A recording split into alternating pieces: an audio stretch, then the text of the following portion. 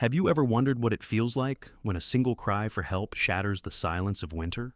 A little girl, clutching nothing but a worn teddy bear, stepped into the snow and whispered words that would change everything. Beside her stood a German shepherd, eyes burning with loyalty, leading her to the only man who could save her life, a weary police officer whose own heart carried scars. What unfolded next was not just a fight against darkness, but a journey toward hope, justice, and a family reborn. Before we begin, tell me, where in the world are you watching from today? Drop your city in the comments. Don't forget to subscribe for more stories of courage and miracles, and may your day be filled with peace and blessings. The mountain town of Evergreen, Colorado, lay buried under a mantle of white. Snow pressed against the roofs of cabins and muffled the narrow streets into silence. The wind whistled through the pines with a ghostly persistence, scraping ice from the branches and hurling it into the night. It was close to midnight, the roads deserted except for the crunch of heavy tires over packed snow. Deputy Ethan Caldwell sat behind the wheel of his county patrol SUV, shoulders squared beneath the dark navy winter jacket that carried the badge of Evergreen's sheriff's office. He was a man shaped by service, 38 years old, tall and broad-chested, with storm blue eyes that seemed to carry the weight of old battles. His dark brown hair, cut short for duty, was threaded with premature streaks of silver, the scars of stress carved into his features like fine lines at the corners of his eyes. He had once been a Marine, hardened by deployments overseas, and though he had long traded desert sand for mountain snow, the instinct to scan every shadow never left him. Ethan's reputation among the townsfolk was one of quiet integrity, a man who spoke sparingly, whose steady presence often carried more comfort than words. Yet inside, he carried a gnawing loneliness, worsened by long nights patrolling wilderness roads and by the absence of a family he never built. His father, now an ailing man back in Missouri, had raised him alone after Ethan's mother passed away young. That sense of duty, of filling a void for someone else, was what had shaped him into the officer he became. Beside him, his partner stirred, the only constant companion who never asked for explanations. Ranger, a 6-year-old German shepherd, sat alert in the passenger seat. He was a powerful dog with a thick black and silver coat that shimmered beneath the dashboard glow, his amber eyes intelligent and unwavering.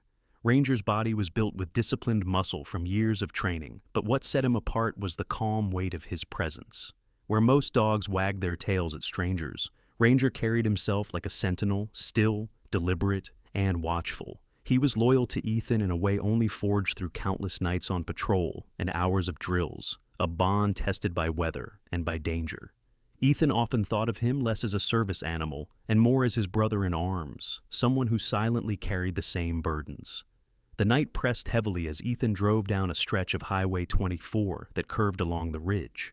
Evergreen was not a large town, just a scatter of homes, a diner that closed by 10, a grocery with frosted windows, and a sheriff's substation that looked more like a refurbished cabin than an office of law.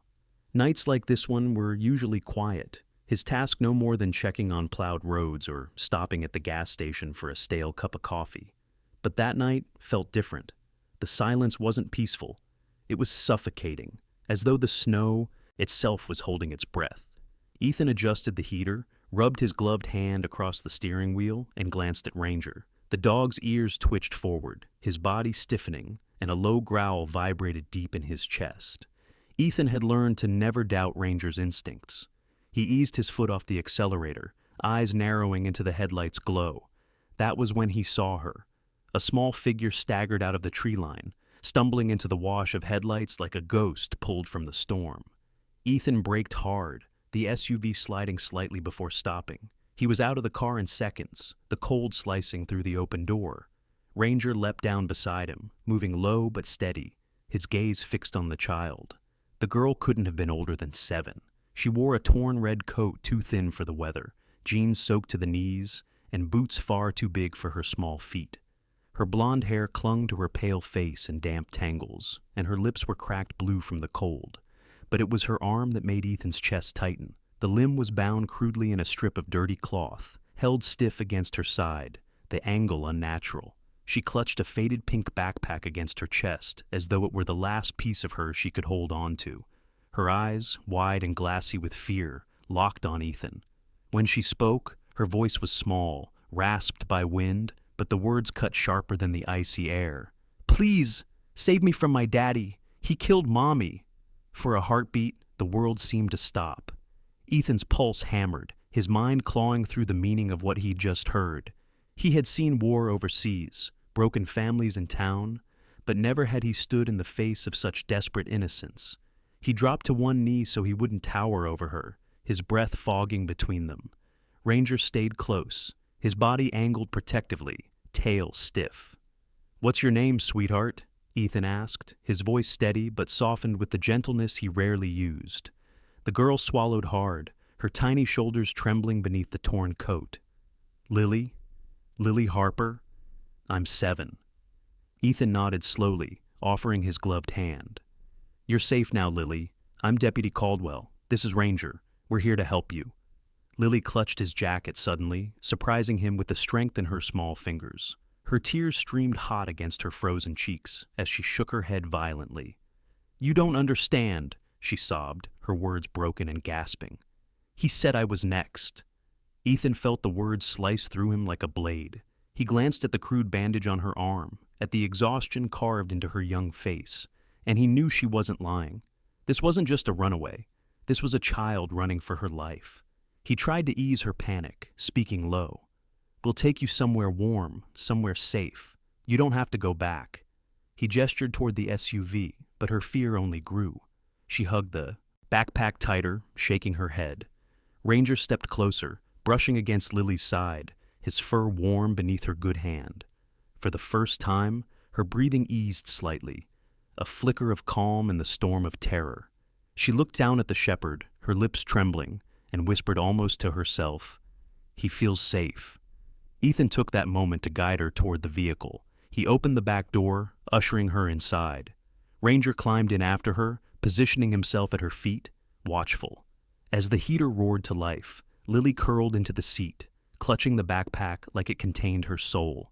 Her pale face remained turned toward the window, eyes scanning the snow as though the monster she feared could step out at any second. Ethan sat behind the wheel again, gripping it tighter than he intended. The storm outside pressed against the SUV, the road stretching endlessly dark ahead of them. He knew at that moment that nothing in Evergreen would remain quiet. The shadows had shifted, and his night watch had only just begun. The drive back into Evergreen cut through a storm that showed no mercy. Snow lashed against the windshield like 1,000 tiny knives, the wipers fighting to carve out narrow glimpses of the road. Inside the SUV, the heater worked furiously, but the chill of what Lily had said lingered heavier than the winter air. She sat curled in the back seat, her broken arms stiff in the cloth sling, her small frame swallowed by the oversized coat. The pink backpack remained pressed to her chest, as though it contained not belongings, but a beating heart. Ranger stayed close, lying across the floorboard at her feet, his amber eyes lifted toward her every few seconds, as if checking she had not vanished into fear. Ethan's hands were steady on the wheel, but inside, his mind churned. He thought of Evergreen not as the postcard town the tourists saw in summer, with its lakes and pine trails, but as a place where shadows sometimes ran deeper than the snowdrifts. His years in the Marines had taught him to read silence the way other men read maps. Tonight, that silence told him one thing. Something much larger than a family tragedy was stirring. Lily's voice cut through the hum of the engine, fragile but determined. "You'll keep me safe, right?" Ethan glanced into the mirror, meeting her wide eyes. "That's a promise, Lily. Ranger and I, we don't break promises." Ranger lifted his head as if to confirm it, and the girl's fingers sank into his thick fur, grounding herself in his warmth. When they reached the sheriff's substation, the building stood like a lone outpost against the storm. It was a squat, log and stone structure, lights glowing weakly behind frosted windows, the American flag outside snapping in the icy wind. Ethan pulled into the lot and killed the engine. "We'll get you warm," he said, opening the back door. Lily hesitated, clutching her bag tighter, but Ranger hopped out first, trotting to the entrance, his breath rising in white clouds. Seeing him, Lily mustered the courage to follow. Inside, the heat wrapped them immediately, tinged with the smell of burnt coffee and disinfectant. Ethan guided her into his office, a cramped room with a worn desk, 2 filing cabinets, and a couch that doubled as a cot during long shifts. He fetched a blanket from the supply closet, draped it around her shoulders, then poured cocoa from a dented thermos he kept for cold nights. Lily stared at the steam, her lips parting in something close to awe. "It's warm," she whispered. For a child whose last nights had been filled with fear and cold, the simplest comforts became extraordinary. Ethan sat across from her, lowering his voice. "You told me about your father. That's serious, Lily. I need to know more, but only when you're ready." She hugged the blanket tighter, eyes down. "He hurts people. He makes them do things. Mommy said if something happened to her, I had to run. She told me to find someone who could fight monsters." The words fell heavy in the small room. Ethan thought of Laura Harper, Lily's mother, making that desperate bargain with fate, trusting that someone out there might keep her daughter alive when she could not.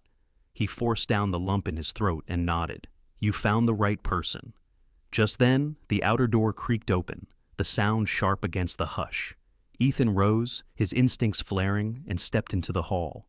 A figure stood brushing snow from her coat. She was a woman in her late 30s, medium height, auburn hair tied back loosely, cheeks flushed red from the cold. Her name was Karen Willis, the night dispatcher who had worked for the county for nearly a decade. Karen carried the look of someone both weary and kind, rounded shoulders, eyes soft, from years of listening to frightened voices crackle through radios at midnight. A widow, she had raised her 2 sons alone after losing her husband to a logging accident. That loss had lent her a toughness hidden beneath her gentle demeanor, a tendency to comfort first, but act decisively when duty called. "Storm's not letting up," she said, stamping snow from her boots. Then she noticed the small figure on the couch. Her voice softened instantly. "Oh God, Ethan, who's this?" Ethan explained briefly. Karen's expression darkened, a blend of worry and anger. She walked in slowly, careful not to startle Lily, and crouched down a short distance away. "Sweetheart, I'm Karen. You don't have to be scared here." Lily studied her, eyes flicking to Ranger, who sat nearby like a watchful shadow. Seeing Ranger relax, Lily eased slightly. "He killed Mommy," Lily whispered. Karen's face paled, but she reached across the space between them, offering her hand without pressing further. "Then, we'll make sure he never hurts you again." Ethan watched the exchange with quiet gratitude. Karen had always had that gift, to disarm with kindness. She was not an investigator, not armed like him, but she had a way of reminding even the broken that someone cared. Lily didn't take Karen's hand yet, but her gaze lingered there longer than it had with anyone but Ranger. Later, when Lily had finally dozed off curled under the blanket, Ranger lying like a sentinel at her feet, Ethan stepped into the hall with Karen. The storm rattled the windows. "This isn't just a domestic case," Ethan said in a low voice. "There's something bigger. I need to be careful who I call this into. If her father has the connection she claims, one wrong move and he'll know exactly where she is." Karen folded her arms, her auburn brows furrowed. "So, what's the plan?" Ethan rubbed his temple. "First, keep her safe tonight. Tomorrow, I'll sort the evidence. But, Karen, no chatter on the radio about her. Not a word. We don't know who might be listening." She nodded solemnly. "You have my word." Back in his office, Ethan studied the pink backpack resting on the desk beside Lily. She had not let it go until sleep claimed her. He wondered what secrets it held, what proof Laura Harper had risked everything to leave behind. He reached out as though to open it, but paused. Tonight the child needed rest more than answers. The storm outside howled against the glass, but inside, for now, there was warmth. Ranger shifted, his head lifting briefly before settling back down, his eyes glowing faintly in the dim lamplight. Ethan watched Lily breathe steadily under the blanket, small and fragile, yet somehow carrying the weight of truth, heavier than any adult should bear. He thought of the promise he had made to her on the roadside. "Not while I breathe." The snow thickened, wrapping Evergreen in silence, as though the mountains themselves were holding their breath. Ethan Caldwell, Ranger at his side, and a child clutching secrets she barely understood. Together they had stepped into a shadow larger than any of them yet realized, and there was no turning back. The storm had calmed by dawn, leaving Evergreen wrapped in a heavy silence, the kind that comes after a night of fury. Snow draped over rooftops and buried fences, while the streets shimmered under the pale blue glow of morning. Inside the sheriff's substation, warmth radiated from the old baseboard heater, but the atmosphere remained taut. Lily Harper stirred under the wool blanket on the office couch, her small face relaxed in fragile slumber, though her brows twitched with dreams she could not shake. Ranger lay beside the couch, his broad black and silver body curled protectively, his nose twitching as though, even in rest, he monitored the air. Ethan Caldwell sat at his desk, shoulders slumped, reviewing reports that felt suddenly insignificant compared to the reality waiting on the pink backpack. He hadn't opened it yet, not fully, but he knew sooner or later its contents would alter everything. Across the room, Karen Willis busied herself with the radio logs, her auburn hair tied neatly, but her eyes heavy with the fatigue of a sleepless night. She gave Ethan a quick look, one that spoke silently. "We need more help than just us two." The knock came mid-morning, hesitant but firm, against the front door. Ethan stiffened immediately. Few people ventured out after a storm like this, and fewer still to the substation. Ranger rose from his resting place in a heartbeat, ears pricked, a low rumble vibrating in his chest. Ethan moved cautiously to the entrance, hand brushing the grip of his sidearm. When the door opened, a woman stood framed in the brightness of snow. She was in her early 40s, auburn hair flecked with strands of gray, pulled into a practical bun. A wool coat hung heavy around her narrow shoulders, dusted with snowflakes, and her gloved hands trembled slightly though she tried to hold herself upright with dignity. Her face carried lines of worry and exhaustion, the kind carved by years of surviving with too little help. Her name was Martha Harper, Lily's aunt on her mother's side. Martha had lived on the outskirts of Evergreen for most of her life, known as a waitress at the roadside diner where she pulled double shifts to cover bills. She was slender, her posture tired from years of standing long hours, yet there was a determination in the set of her jaw. Widowed young, Martha had raised her son with cerebral palsy alone, and that hardship had hardened her, though it left her quieter than most. She was not a woman of grand speeches, but of quiet persistence. "Deputy Caldwell," she said softly, her breath visible in the cold air. They told me Lily's here." Ethan's guard eased, though his voice remained cautious. "And who might you be?" "I'm her aunt, Martha Harper." She fumbled briefly in her bag and produced a worn photograph. Lily, younger, smiling beside a woman with similar auburn hair. "Laura was my sister." Ethan studied her face, the sincerity in her eyes, and stepped aside. "Come in." The moment Martha entered, Lily stirred awake. Her eyes widened when she saw the woman. For a heartbeat she froze, clutching Ranger's fur, then whispered, "Aunt Martha?" Martha dropped to her knees beside the couch, pulling off her gloves. Her eyes brimmed with tears as she reached toward the little girl. "Oh, my baby. You're safe." But Lily flinched, retreating slightly into Ranger's side. "He said you'd never come. He said you didn't care." The words pierced Martha, and her shoulders sagged. "I tried, Lily. I swear I tried. But Victor, he threatened me. He said if I came near, if I even called, he'd make me disappear too. I wanted to take you, but I couldn't fight him. I'm so sorry." Ranger pressed closer to Lily, his amber eyes flicking between the child and the woman. Ethan observed silently, letting the moment breathe. Karen lingered in the doorway, her face softening with quiet empathy. Martha's tears fell freely now. "I've lived with guilt every day, knowing Laura needed me, knowing you needed me, but I didn't have the strength until I heard you were here." Slowly, Lily's posture shifted. She extended her uninjured hand, small fingers brushing Martha's. "I thought you forgot me." "Never," Martha whispered, "not for a single day." The fragile reunion hung in the room, its silence heavier than any words. Ethan finally broke it, his tone practical but steady. "Martha, I need to know what you can tell me about Victor. You lived close enough. You must have seen things." Martha straightened slightly, wiping her eyes. "He kept to shadows. People feared him. At the diner, men came asking for him, Men with cars from out of town, thick wallets, cold eyes. Laura once hinted he was into things darker than gambling or drinking, but she never dared speak aloud. I knew she was trapped, and I failed her. Karen stepped forward, placing a comforting hand on Martha's shoulder. You survived. That counts for something. And now, you're here. Ethan nodded. And Lily needs every ounce of family she has left. But I'll be blunt. Victor isn't just a violent husband. He's running an operation, and from what I hear, it spreads beyond Evergreen. He glanced toward the backpack. The proof might be right there. Martha's gaze followed his, and she shook her head in dismay. My sister must have known. She must have left it for Lily. Oh, God. Lily clutched Ranger tighter, her eyes shining with tears, but there was a quiet strength there, too. Mommy said the truth was inside. She said if she was gone, I had to find someone strong. I found Uncle Ethan. The room fell silent again, the weight of her words pressing deep. Ethan swallowed hard.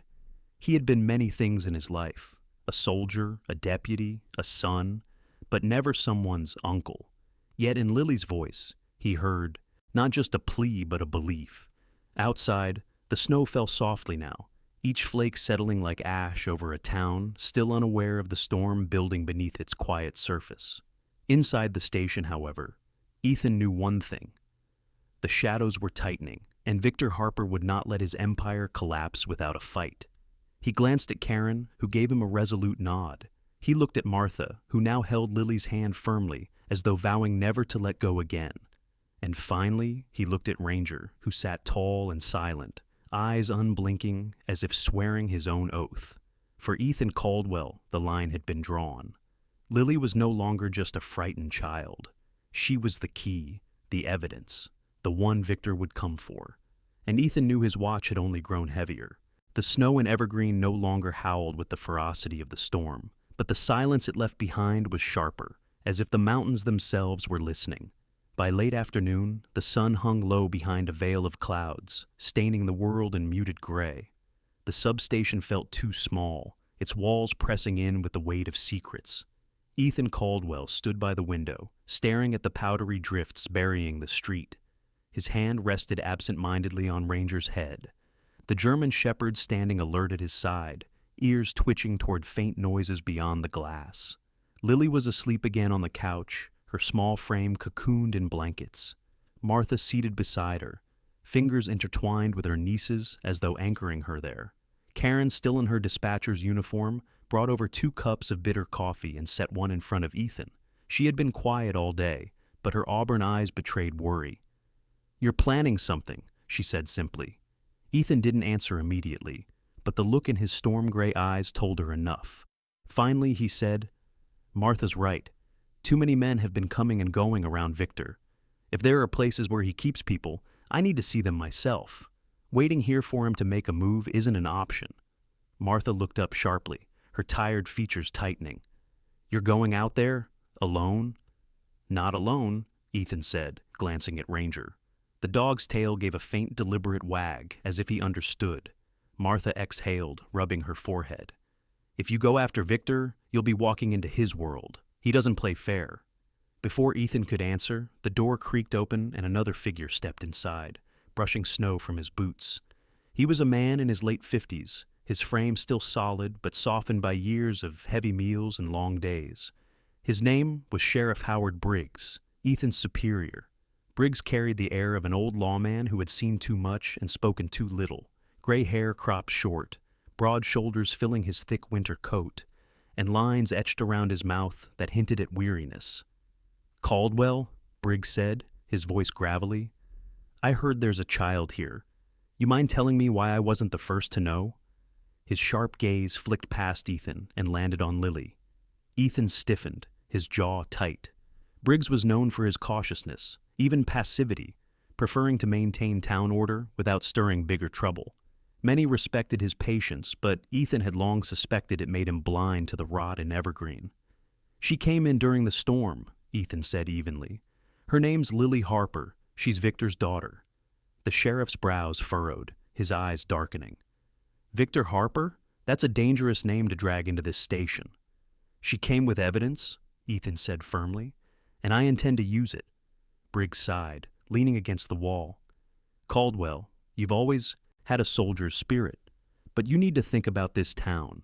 If Victor's as deep as folks whisper, stirring the pot could hurt more people than it saves.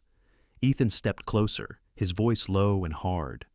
Her mother is dead. She's got a broken arm, and she says he's running women through these mountains. Tell me, Sheriff, how many more broken children do we have to see before we stir the pot? The silence between them cracked like ice. Finally, Briggs shifted uncomfortably. If you're going looking, don't do it under this office's name. I can't shield you. Ethan gave a grim nod. I'm not asking for cover, just don't stop me. Briggs muttered something under his breath and left, the door slamming behind him. Martha's face had gone pale. Karen's lips pressed into a thin line. Neither woman spoke, but their eyes said enough. This fight was Ethan's alone.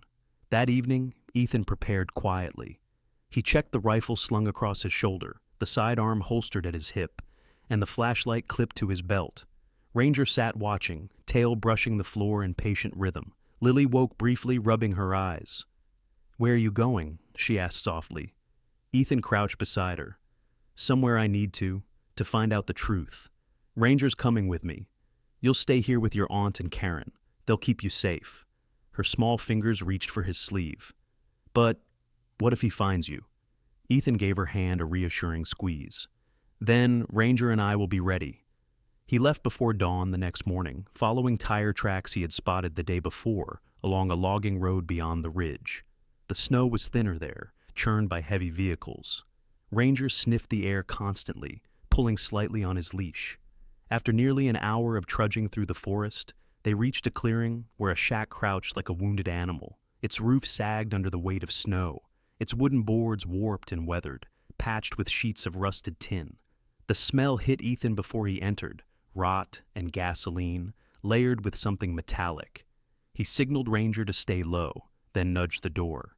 It creaked open reluctantly, revealing darkness inside. Dust motes hung in beams of light leaking through gaps in the boards. The interior was stark. Rows of metal-framed beds lined the wall, mattresses stained, handcuffs bolted to the frames. Clothes lay in heaps across the floor. Cheap dresses, torn stockings, a child's shoe missing its pair.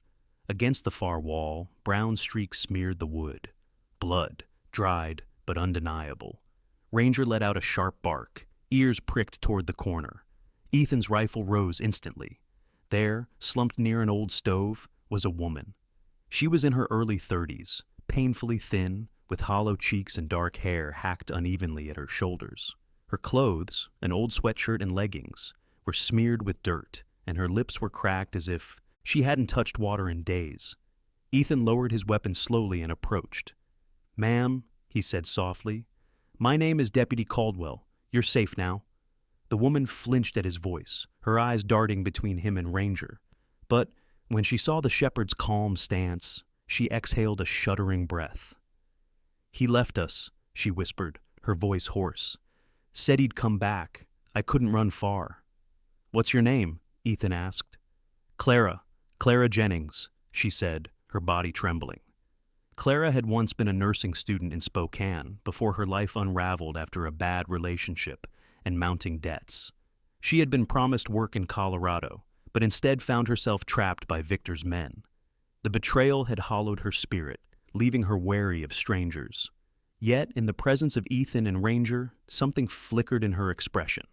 A spark of recognition that rescue was real. Ethan crouched, offering her his canteen. She drank greedily, tears streaking her dirt-stained face. "There were others," she whispered. "3 more. He took them days ago, said they had to work." Her voice cracked, the words choking her. Ethan steadied her shoulder. "You're not going back there. Not now, not ever." With effort, Clara rose, but her legs faltered. Ethan slipped his arm under hers, supporting her weight. Ranger circled them, scanning the shadows with alert eyes. Together, they stepped into the weak daylight, leaving behind the stink of gasoline and blood. Ethan glanced back once before pulling the door shut. The shack was not just a crime scene, it was a tomb of voices silenced. As they began the trek back through the snow, Clara whispered, "He's bigger than you think. Men with guns, safe houses across state lines, money that never ends." Ethan's jaw tightened. He didn't answer, but his resolve hardened with every step. He would not only protect Lily, he would tear Victor's empire apart, piece by rotten piece. Night crept over Evergreen like a slow tide. The streets emptied, their lamps throwing pale halos on snow that had hardened into glass. Inside the substation, warmth lingered, but the tension within its log walls was sharp as frost. Clara Jennings, exhausted from the shack, rested on a cot in the side room. Her thin frame shivered under layers of blankets despite the heat. Her dark hair matted to her face, though her eyes, hollow hours ago, now carried a flicker of fragile hope. Karen had stayed beside her most of the evening, quietly coaxing her to sip broth and water. Karen's nature as a caretaker shone in that moment. Her hands practiced from raising children alone, her voice the steady anchor Clara clung to. Martha sat near Lily, keeping vigil as the child finally slept without nightmares for the first time.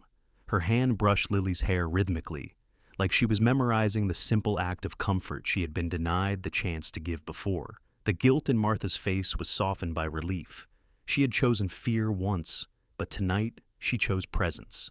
Ethan Caldwell remained at his desk, the storm-gray eyes fixed on the pink backpack that sat squarely before him. The object seemed to hum with a presence all its own, as though it knew it carried the turning point. Ranger lay stretched across the floor, his muscular frame relaxed yet alert, amber eyes watching Ethan as if he too understood what lay ahead. With steady hands, Ethan opened the pack.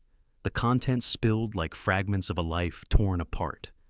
A child's drawing crumpled at the edges, a barrette shaped like a butterfly, a stack of photographs bent from travel, and then, wrapped in a scarf, the USB drive, small, silver, unassuming. Ethan turned it over in his palm, the cool weight pressing into his skin like a key carved for a single lock. "Karen," he called quietly. She looked up from Clara and stepped over. Curiosity mingled with dread. Ethan slid the drive into his laptop, the old machine humming to life. On screen, a folder blinked into existence. Ethan double-clicked. The first video opened. Laura Harper filled the screen. She sat in a dim kitchen, her face swollen from bruises, a cut along her cheek. Her auburn hair hung limp, her once bright hazel eyes dulled by exhaustion, but sharpened by resolve. Her voice was hushed, trembling at first, but firmed as she continued.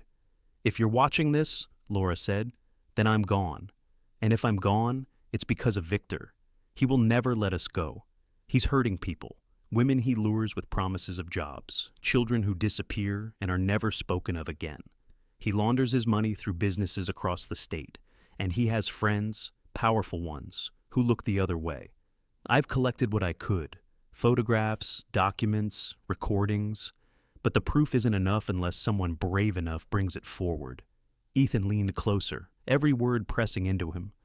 Karen covered her, mouth, tears brimming in her auburn eyes. Behind them, Martha had risen silently, drawn by Laura's voice. Lily stirred in her sleep, but did not wake, her small body curling tighter. Laura continued, her lips trembling. "My daughter, Lily, deserves more. If I don't make it out, I beg whoever finds this, protect her. She is everything good I've ever done. She's stronger than me, stronger than anyone knows. Please, don't let Victor take her too." The video ended abruptly, leaving silence heavier than the storm outside. Ethan sat frozen, his jaw tight, his hand clenched around the desk's edge. For a long moment, no one spoke. It was Clara who finally broke the quiet.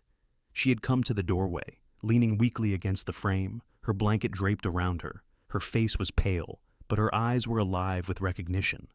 "That's the man, Victor. He isn't just local. He sends people across states. I saw trucks, documents. He has more women. He'll never stop unless someone makes him." Ethan turned to her. "Did you see where?" Clara swallowed. "A warehouse near the river. Big, guarded. He calls it his hub. But it's more than storage. It's where he moves people before they vanish." Karen steadied Clara's arm as her body swayed with fatigue. Martha's voice, trembling, broke through. "Laura was right. This is bigger than us. If this gets buried, then she died for nothing. Ethan felt his chest constrict, memories unspooled unbidden, the face of his younger sister, bruised by a man she once trusted, a sister he hadn't saved in time. That failure had carved into him, a scar hidden beneath years of uniform and service. Now, staring at Laura's plea, at Lily's fragile innocence, he knew this was not only about duty, it was redemption. "I'll bring him down," Ethan said, his voice low but edged with steel. "Victor Harper doesn't get to keep his empire built on fear." Ranger rose, stepping closer, the room catching the sound of his claws against the floorboards. Ethan reached down, resting his hand on the shepherd's head. The silent oath passed between man and dog was clear. They had crossed the threshold. Martha's eyes glistened as she whispered, "You'll risk everything." Ethan met her gaze. "Some things are worth the risk." The group fell into a solemn hush, broken only by the hum of the laptop and the faint whistle of wind against the glass. The weight of Laura Harper's words filled the room like an echo that would never fade. Snow hammered evergreen through the night, flakes spinning in thick curtains that muffled the world to silence. The sheriff's substation, a squat wooden structure with boarded-up windows, stood like a lone outpost against the storm. Inside, the lamplight cast long shadows on tired faces. Ethan Caldwell had not slept. His storm-gray eyes were locked on the desk where the USB drive gleamed faintly beside a stack of photographs and a blood-stained knife. Ranger lay at his boots, the German shepherd's black and silver coat bristling whenever the wind howled, his ears twitching at every creak of the old building. Karen busied herself near the stove, reheating broth. Her auburn hair was tied back hastily, strands loose around her lined but resolute face. She moved with quiet determination, the years of single motherhood etched into the way she cared for others first. Clara Jennings slept fitfully in the side room, turning in her cot, murmuring through nightmares of captivity.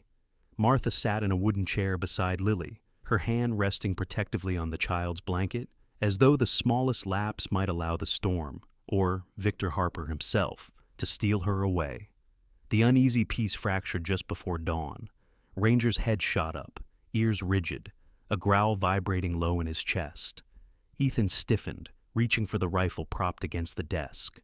Through the howl of wind came another sound, tires crunching over frozen gravel, engines idling beneath the storm. Ethan moved to the slit in the boarded window, peering through. Headlights cut faint beams through the snow. At least 2 vehicles, maybe more, dark SUVs crawling into the lot. "Karen," Ethan said, his voice low but sharp. "Wake Clara. Get her into the back office. Martha, keep Lily close. Don't open the door for anyone but me." Karen paled but obeyed instantly, pulling Clara to her feet. Martha gathered Lily, who stirred awake, eyes widening as Ranger's growl deepened. The front door shuddered violently as fists pounded against it. "Sheriff, open up!" a voice barked, loud and authoritative, but Ethan's instincts bristled. The voice carried arrogance, not authority.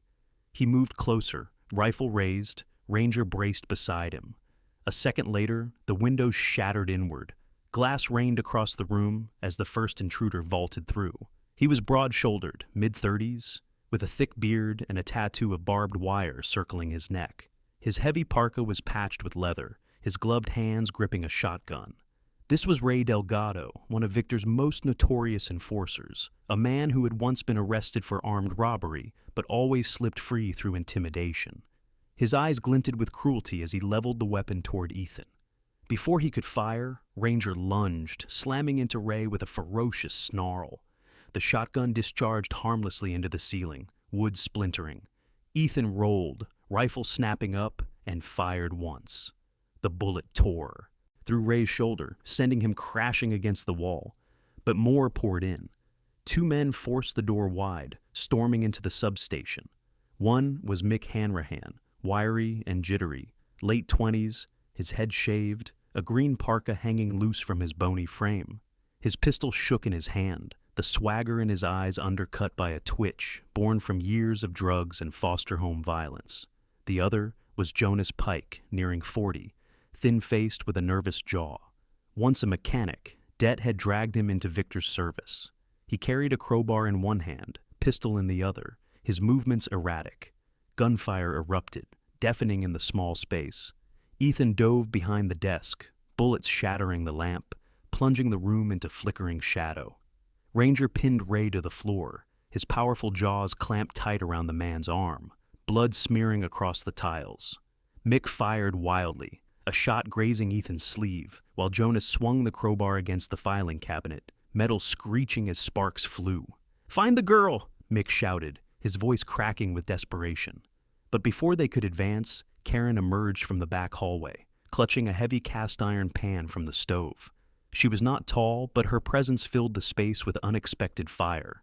With a fierce cry, she swung the pan into Jonas's wrist. The crowbar clattered to the floor as Jonas cursed, stumbling back. Karen's face was flushed with fear, but hardened by resolve.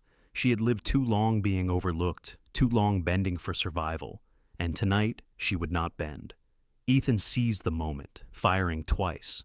Mick collapsed with a scream, clutching his shoulder as blood soaked his parka. Jonas, panicked, raised his pistol, but Ranger abandoned Ray and barreled into him, knocking him flat with a bone-rattling thud. For a heartbeat, silence filled the wrecked room, broken only by Ranger's snarls and Jonas's groans. Ethan rose, sweeping his rifle across the room. "On the ground! Now!" His voice cracked like thunder, and the remaining men froze, disarmed and broken. Karen stood panting, gripping the pan like a shield. Martha appeared in the hallway, clutching Lily close, her eyes wide with terror, but burning with defiance. Clara, pale and trembling, had followed, leaning against the wall, watching the chaos unfold. Ethan cuffed Ray and Jonas with swift precision, kicking their weapons out of reach. Ranger released his grip reluctantly, blood slicking his muzzle, amber eyes fierce as fire. When it was over, the substation was unrecognizable, windows shattered, glass glittering across the floor. The desk overturned, chairs splintered, blood smeared into the wood. Lily's sobs filled the air, her tiny frame shaking as Martha rocked her gently. Ethan knelt beside them, his face softening despite the adrenaline surging in his veins. "You're safe," he said quietly. "They won't take you." Ranger pressed his massive body against Lily's legs, licking her hand until her sobs quieted into hiccups. She buried her face in his thick fur, whispering, "Don't let them find me." Ethan's throat tightened. He rested his hand on her shoulder. "They won't. Not while I'm here." Karen set the pan down at last, her hands trembling, but there was pride in her eyes. Martha exhaled shakily, holding Lily closer. Clara whispered, her voice raw but certain, "He won't stop. Victor, he'll come himself." Ethan stood, scanning the wreckage, his storm-gray eyes hardened like iron. "Then let him come," he muttered. "This isn't over." Outside, the storm howled louder, as though the mountains themselves bore witness to the war that had begun. By the time morning came, Evergreen lay buried under a fresh quilt of snow. The storm had relented, but the air still carried the sharp bite of winter, the sky the color of tarnished steel. The substation bore scars from the night before, windows boarded with plywood, the floor streaked with dried blood, furniture shattered. It felt less like a place of law and more like a battlefield hastily abandoned.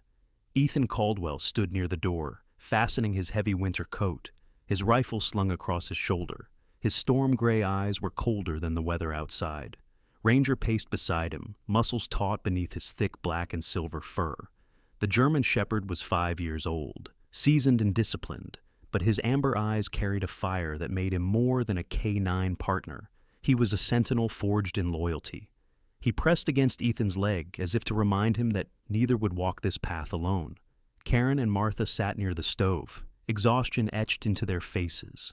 Karen's auburn hair was tied back messily, her hands wrapped around a chipped mug of coffee, but her resolve had not faltered. Martha leaned against the wall, her gaze fixed on Lily, who was curled on the worn leather couch with a stuffed bear in her good arm. Clara lay on the cot in the side room, still pale but steadier than when she had first stumbled into the station. "You can't go alone," Karen said, breaking the silence. Her voice was hoarse, sharpened by worry. "I won't," Ethan replied, nodding toward Ranger. "But someone has to move now. If Clara's right, the warehouse by the river isn't just storage. It's the heart of Victor's operation.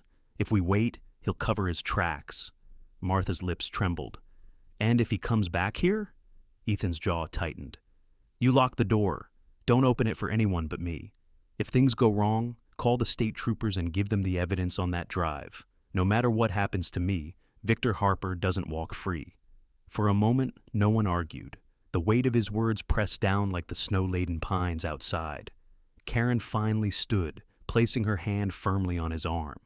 Then come back alive. For her. She looked toward Lily, who stirred in her sleep, clutching Ranger's blanket. Ethan's eyes softened briefly. That's the plan. He and Ranger stepped into the cold morning. Tire tracks from the intruders the night before still scarred the snow, leading out of town toward the Ridge Road. Ethan followed them in his SUV, the engine groaning against the icy incline. The farther he drove, the thinner the forest grew, until the trees broke away into an industrial stretch by the river. Rusted docks jutted into the frozen water, their pilings crusted with ice. At the far end of the road stood the warehouse, an enormous corrugated metal structure with walls the color of ash, its roof patched with tar and rust. A single floodlight flickered above the bay, doors buzzing faintly against the silence. Ethan killed the engine a good distance away and crouched in the snow, surveying. Ranger pressed low beside him, ears pricked. Through the morning haze, figures moved near the loading bay. Men in thick coats, some with rifles slung over their shoulders. A semi-truck idled nearby, its exhaust puffing into the frigid air. Before Ethan could move, a voice startled him. "You're not planning to go in there alone, are you?"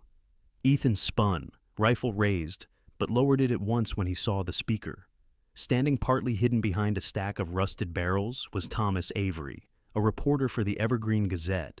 He was in his mid-30s, average height with sandy hair always falling into his eyes, a face more used to exhaustion than sleep.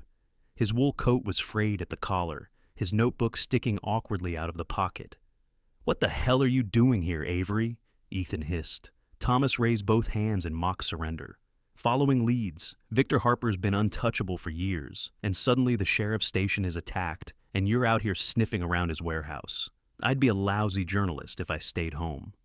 "You'll be a dead one if you don't leave," Ethan growled, but Thomas's hazel eyes carried a stubborn light. "I've been chasing Harper for 2 years. I know names, businesses, maybe even judges who turn their heads.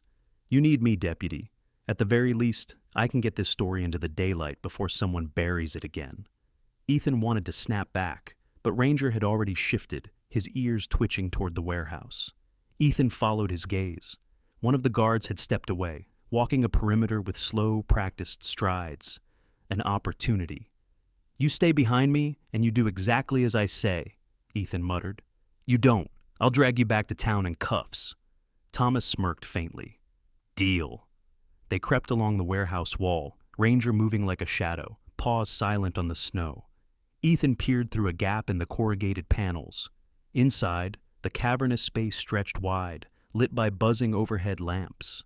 Crates were stacked in neat rows, marked with shipping labels from across state lines.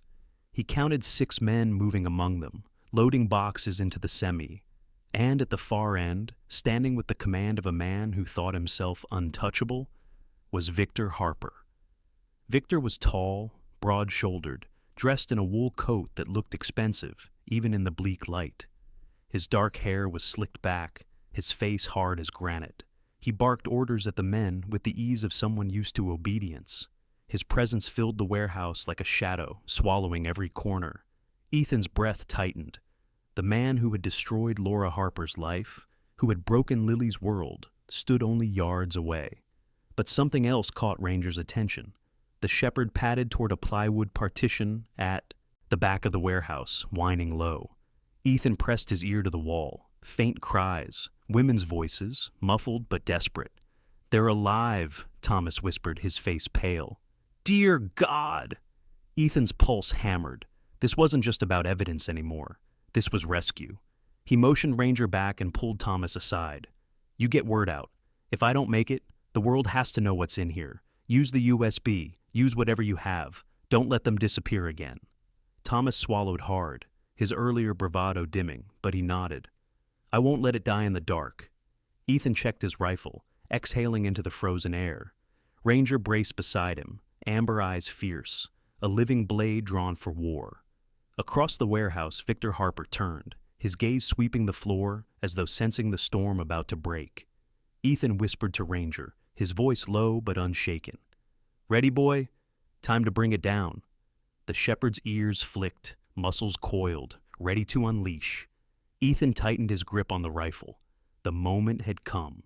Inside the cavernous warehouse, the air was heavy with the scent of oil, rust, and fear. The buzzing of overhead lamps echoed like distant hornets, each flicker casting shifting shadows across crates stacked to the ceiling. The muffled cries from behind the plywood partition pressed against Ethan Caldwell's chest like a weight. His storm-gray eyes locked on Victor Harper, who stood near the semi-truck, barking orders to his men, his broad shoulders and slicked-back hair radiating the arrogance of a man who believed himself untouchable.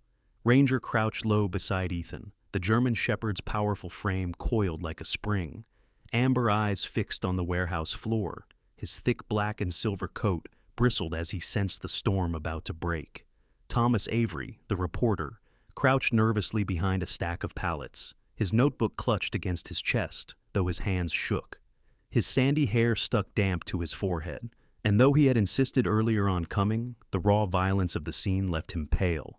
6 men, Ethan whispered, his voice steady. 2 near the truck, 3 patrolling the crates, 1 with Victor. Armed, all of them. Thomas swallowed hard. And the women? They're alive. That's all that matters now. Ethan checked his rifle, then glanced at Ranger. The shepherd's ears flicked once, silent readiness. He moved first, slipping along the warehouse's steel wall until he had a clear shot of one guard who lingered near the partition. This man was bulky, with a scar carved from brow to jaw, his beady eyes dulled by violence. His name, Ethan would later learn, was Derek Cole, a former dock worker who had been fired for fighting before Victor bought his loyalty. Ethan raised his rifle, exhaled, and fired. The crack of the shot shattered the stillness. Derek dropped with a grunt, the plywood wall behind him splintering. Chaos erupted. Men shouted, weapons raised.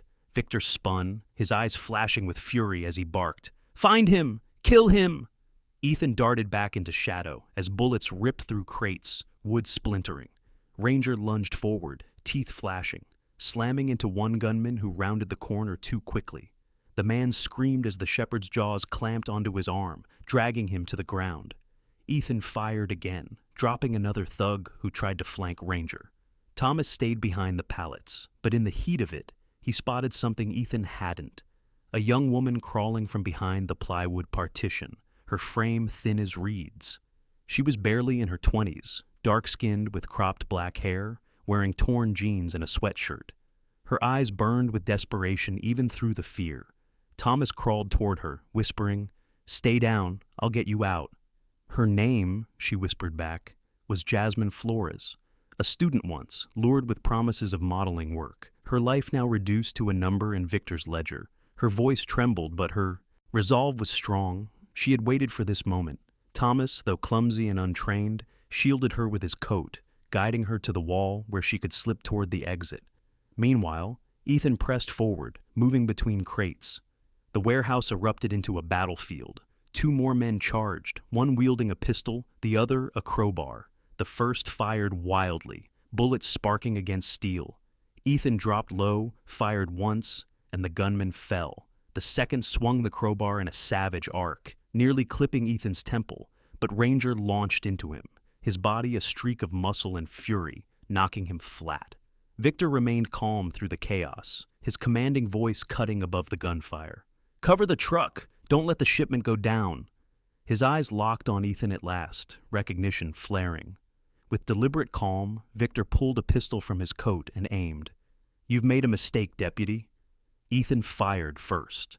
The bullet grazed Victor's arm, sending the pistol clattering to the ground. Victor snarled, grabbing a knife from his belt, his expensive wool coat flaring as he charged. The 2 men collided in the center of the warehouse, fists and steel clashing. Victor was taller, his muscles hardened by years of violence. He swung the knife in vicious arcs, forcing Ethan back against a crate. Ethan blocked with his rifle, the blade sparking against metal, then slammed the buttstock into Victor's jaw. Blood sprayed, But Victor only laughed, the sound dark and guttural. "You think one small-town cop can bring me down?" He spat. "I own this state. Judges, cops, men stronger than you, you're nothing." Ethan's jaw tightened, his storm gray eyes unflinching. "Maybe, but I'm the one standing between you and her." His mind flashed to Lily's face, her whispered pleas. Rage sharpened his strength. With a roar, he wrenched Victor's arm aside and drove his fist into his ribs. Ranger darted in, snarling, teeth snapping inches from Victor's wrist. The distraction gave Ethan his chance. He twisted the knife from Victor's grip and slammed him against a crate, pinning him there, the blade reversed in his hand. "Game's over, Harper," Ethan hissed. For a heartbeat, Victor faltered, but then the sound of tires screeched outside. Reinforcements. More of Victor's men stormed the warehouse doors, weapons raised. Thomas shouted, "Ethan, behind you!" Ethan dove as bullets shredded the crates, splinters raining down. Ranger leapt, colliding with one man mid-charge, dragging him down in a whirl of snow and blood. Jasmine screamed from the back wall, but Thomas shielded her, dragging her toward the exit. Ethan fired into the chaos, dropping two more, but there were too many. Victor slipped from his grip in the melee, retreating toward the truck. His fury burned through every movement, shouting, "Load it all! Burn this place if you have to!" Ethan's chest heaved. The warehouse burned with noise and chaos, but in the midst of it, he caught sight of the women behind the partition, at least three more, their eyes wide, their wrists bound. He had come too far to turn back. "Ranger!" he barked. The shepherd bounded back, blood streaking his muzzle, tail stiff as iron. Ethan pointed toward Victor. "Cut him off!" The dog leapt across overturned crates, charging toward the truck as Victor tried to climb into the cab. Victor turned, eyes wild, and swung a wrench. It clipped Ranger's side, but the shepherd did not stop. He slammed into Victor's chest, dragging him down onto the icy concrete. Ethan was there in seconds, his rifle aimed at Victor's head. "End of the line," Victor coughed, blood on his lips, still sneering. "You can kill me, Caldwell, but you can't kill the system. Another will take my place." Ethan's voice was steel. "Maybe, but you won't hurt her again."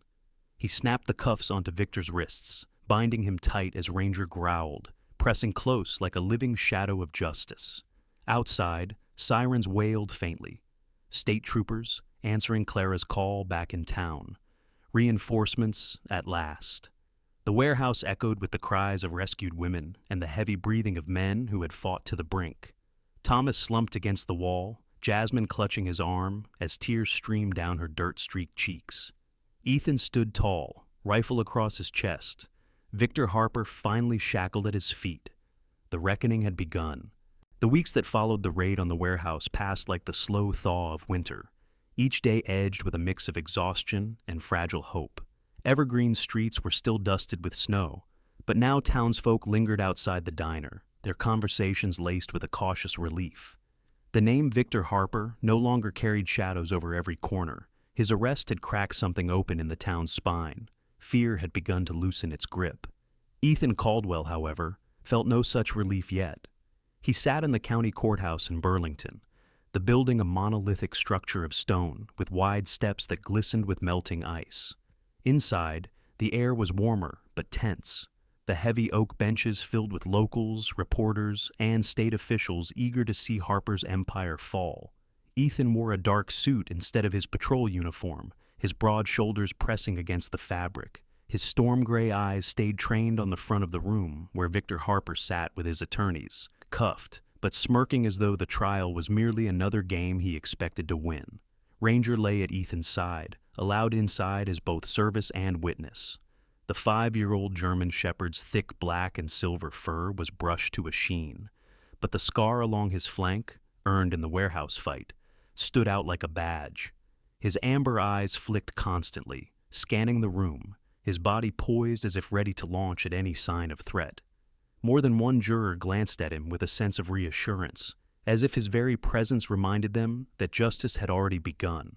On the witness bench sat Jasmine Flores, her cropped black hair neat now, her figure wrapped in a modest gray dress. She looked small under the courtroom lights, but her voice carried strength. She spoke of her abduction, of promises twisted into shackles, of the nights she counted chains instead of stars. Her testimony cracked the silence like ice breaking on the river.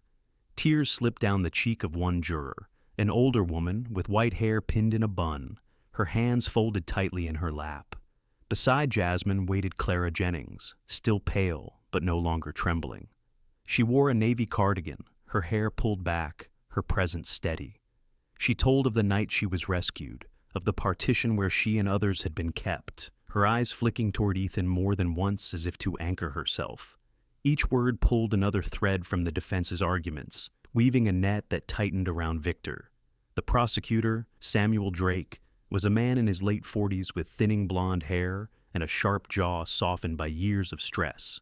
His suit was always slightly wrinkled, his tie perpetually crooked, but his voice was like iron hammered on an anvil, firm, relentless, unyielding. He had built his career taking on white-collar criminals, but he admitted privately to Ethan that this case carried more weight than any before. "This isn't just about one man," he had said. "The night before trial. This is about proving to people that the law can still mean something." Victor's defense team was led by a younger attorney, sleek and cold, named Daniel Royce. He had jet black hair combed back immaculately, a smile that never reached his eyes, and a reputation for shredding witnesses with surgical cruelty. Yet even as he cross-examined Jasmine and Clara, his barbs faltered against their truth. The women did not crumble. They had already survived worse than his questions. From the second row, Karen sat with Martha and Lily. Karen wore a charcoal coat, her auburn hair brushed, but her eyes tired from sleepless nights. Martha, grayer than ever, held Lily's small hand, as if tethering her to safety. Lily wore a pale blue dress with a bow in her hair, her cast finally removed, though she still held her stuffed bear tightly against her chest. Her wide eyes took in the courtroom with the gravity of a child who had seen too much. At one point, the prosecutor asked Ethan to testify. He walked to the stand, his suit creaking as he sat. He spoke with the steadiness of a man who carried no illusions about heroism, only duty. He described the warehouse, the fight, the women behind the plywood walls. He recalled Lily's trembling voice that first night, her plea for help. His voice did not break, but when he spoke her name, the room seemed to inhale as one. When it was time, Lily herself was called. The courtroom hushed. She walked slowly to the stand, her small boots tapping the polished wood, her teddy bear clutched in one arm. She looked impossibly small under the gaze of so many, but her freckled face lifted, and her voice, though soft, carried across the chamber. "My daddy hurt my mommy," she whispered, her lips trembling. "He said no one could stop him, but Officer Ethan did, and Ranger." She looked down at the shepherd, who raised his head as if on cue. "They kept me safe. They made the bad man go away." Even Judge Miriam Holloway, a stern woman in her 60s with sharp cheekbones and a reputation for strict sentences, adjusted her glasses to hide the mist in her eyes. She had once lost her own brother to organized crime in New Jersey decades earlier, a loss that had carved her into a figure of both strength and sorrow. "Thank you, sweetheart," she said, her voice gentler than anyone had ever heard it in her courtroom. By the end of the trial, the verdict was clear. Guilty on all counts: trafficking, assault, conspiracy, murder. Victor Harper's smirk finally broke. His jaw clenched as Judge Holloway sentenced him to life without parole. Gasps and murmurs filled the courtroom, but for Ethan there was no triumph, only release. A long-held breath finally exhaled. In the weeks that followed, the town rebuilt. The women who had been freed were offered safe housing and counseling. Jasmine enrolled in community college, determined to rebuild the life stolen from her.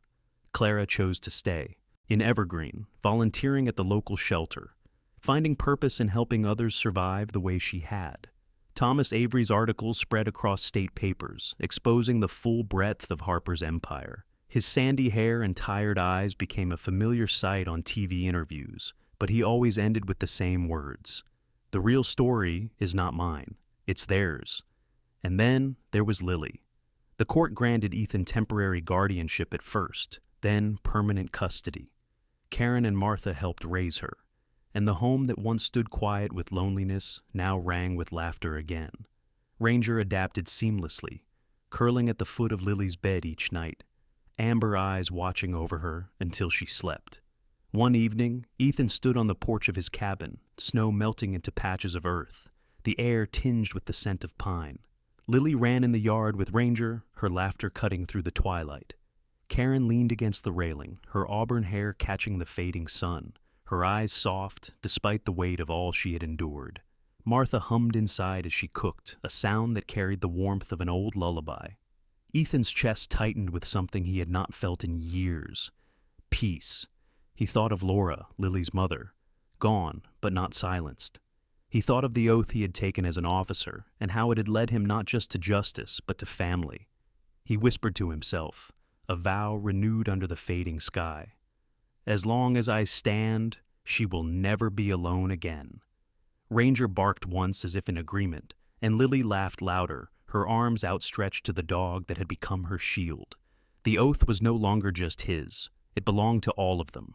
In every storm, there is a hand that guides us, and in every cry for help, there is a reminder that God never leaves us alone. What happened in this story was not just the courage of a man or the loyalty of a German shepherd, but a glimpse of the miracle of God's protection.